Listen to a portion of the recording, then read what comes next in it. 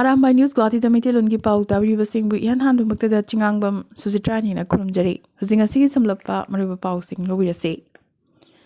Ngasi nungtil Assam ki CM Himanta Biswa Sarma amadi Meghalaya ki CM Conrad Sangma Guwahati ki Borjhar Airport tagi akhanaba flight amada Delhi pangkibaga loinana Assam Meghalaya ngamkhai jet naba santainanabagi matangda Home Minister Amit Shah ga maki sangaida unakre. Assam amadi Meghalaya lengagna ngamkhai gi jet naribasi santainanabagi lokhalakpa thaurang singa loinana yanaba purakhiba singi matangda Home Minister da paudamkhi. Amadi lagliba January 16 ki matungda Ministry of Home Affairs ki official singa amuk phaminaduna wari sanagani haire.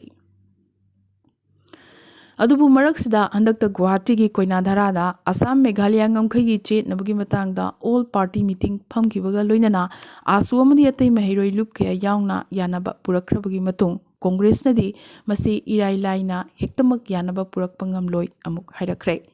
State Congress President Bhupen Borana jet nariba area sing chada yankhay yen thoknabagi method adu yabangam loi Assam gi lamachet ama fawwa Meghalaya da piba yaroi loinana issue asi Assam Assembly da pukhatuna khanagadabani mathau tarabadi law court ki thong thingani habagi akanba warning torakre. Ngasi su Assam da ngarang dagi khasik hanthana COVID ki anuba case lising nipan gi mayada habadi lising teret ga chamapan kumapan phangkibaga loinana Delhi positivity rate su wangkhatladuna chada 32.8 ani yaukre. Adubu ngasi su CM Himanta Biswa Sarma gi wangangdi hongdri. State asida COVID nabagi chang wanglabasu lockdown thambagi wafam laite amadi state asigi government employees singi marakta COVID positive oiba yaruklabadi numit 3 nigi lip Lawba Yagani Hairakre. Nakalamaromda Guwahati ki GMC Hospital ki Principal Dr. Avijit Sharma gi wafam matungina chahi humpu makhagi COVID anabasing mipainingai leite aduga chahi humpu mathaki anabasu ICU da leiribasi manga khaktane atai anabana chahum mukne makhoi ayambana su numit mangani gi manungda release tawragani hairakhe. Matang asida panba yabade Assam da COVID ki phibam sathire haribasi Manipur ga changdam narubadadi Manipur na hena sokle. Assam gi Delhi positivity rate chada 32.8 ani khaktani aduga Manipur gi hojigoriba Delhi positivity rate asi chada 35.2 ne. Haukiba pung kunmari asida Manipur da COVID ki anuba positive case jamri ga nipunipan phangki anina laikide. Asida sunatana Manipur da lariba Omicron variant ki anaba masinga Assam da lariba Omicron patient singi masing heliba sisu Manipur da na hena yamlibane. Manipur da Congress yaungna non BJP party singi MLA amasung senior party leader singna party thadok lamlaga BJP da chongsinbagi ihau lepalaitre. BJP ki ticket ta leplabadi soidana mai pakane lengak paibada achoba saruk ama yaba ngamgani loinana BJP ki ticket su phangani habagi achet pathasaba amaga loinana hanagi Congress MLA ama amadi hoji Trinamool Congress ki sitting MLA ama ngasi BJP da changgibaga loinana thambal sanglenda makhoi anibu taram okpagi thoram pangthokre. Kakching Kendra gi ahumlak MLA oikraba Yumnam Surchandra amadi Thanga Kendra gi MLA Tongbram Robindrona BJP da changkiba si BJP gi lemjaningai ni adubo apunba seat humpu gi seat amamamda tha kaya gi mamangdagi BJP gi intending candidate ni haiduna sel chauna thadaduna Kendra gi thabak tawduna lairakhraba mirep oiningba mioi manga tarukki manungda ticket phanglakhtaba da oirakadoriba phibam adu yengningai oire. Arunachal Pradesh ki Upper Siang District ki manung chana ngamkhai area da laiba Lungta Zordagi haukiba January 19 Miram Taron Koba chahi 38 suraba Arunachali pakhangmacha ama China gi People's Liberation Army na phaduna pukre haire. Umangda maki marup ka loinana sadan bachat pada phaki bane adubu mahaki loinaba marup asidi Chinese Army gi makhuttagi nanthokuna chelakhe amadi police ta pau pirabadagi wari asi khanglakhi bani haina MLA Tapir Gauna social media ta thadorokpadagi achobu wathok ama oirakle. Cheragasida Indian Army na su masigi matangda Chinese Army PLA ga wari sanakhibaga loinana nupa macha si asoingam yaudana thadoroknaba taksinkhre. ICMR Epidemiological gi head Samiran Pandagi wafam matungina March 13 COVID pandemic asi endemic oiraklagani haire. March 13 faubagi manung asida aikoina karigumba cheksinna mitna singna leirabadi loinana anuba variant makhata na karigumba thoraktraba amadi delta variant asi karigumba omicron na mapung phana mahut sinkiba tarabadi COVID asi endemic oiragani phongdorakhe.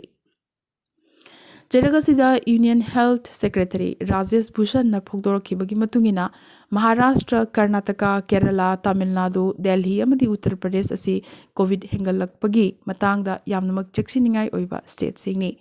Hariba state sing asigi phibam khudak ki review togduna laklibane. COVID anabasingi manungdagi chada marfutara mapandi arum laihau lok khuba amadi khanauda maring chatpa asi hojikan common layong oina uba fangli amadi masi numit manganigi matungda phaki su haire.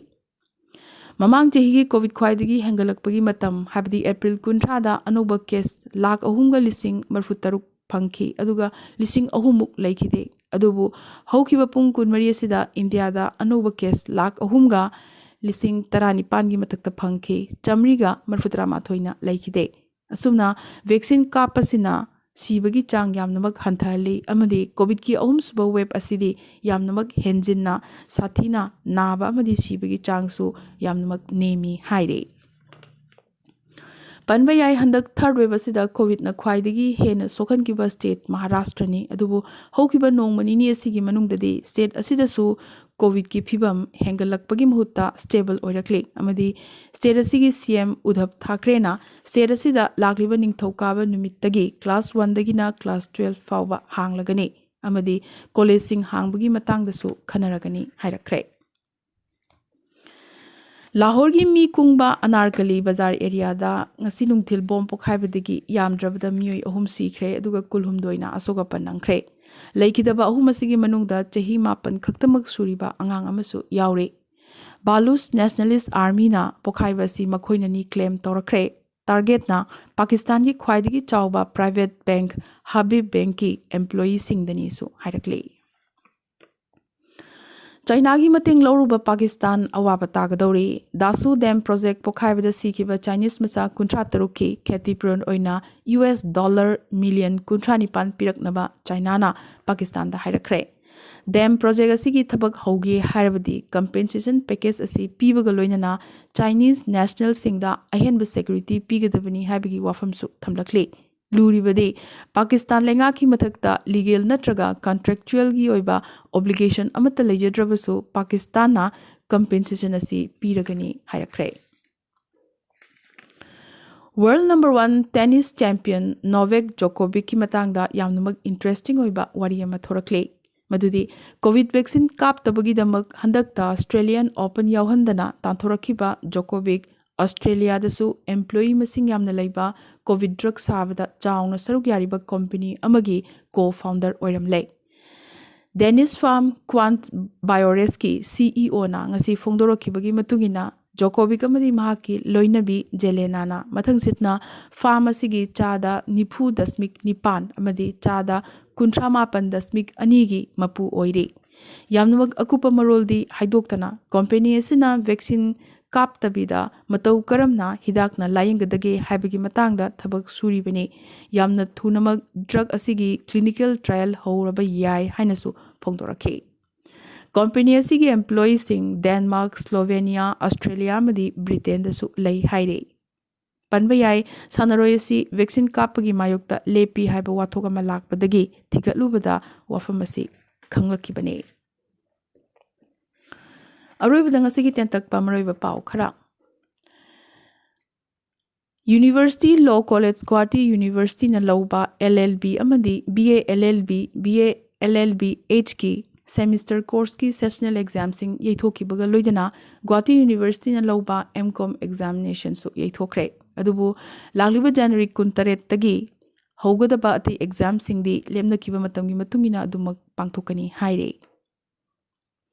Guwahati ki fancy bazaar da mathol tara wangba parking amadi commercial center ama saragani.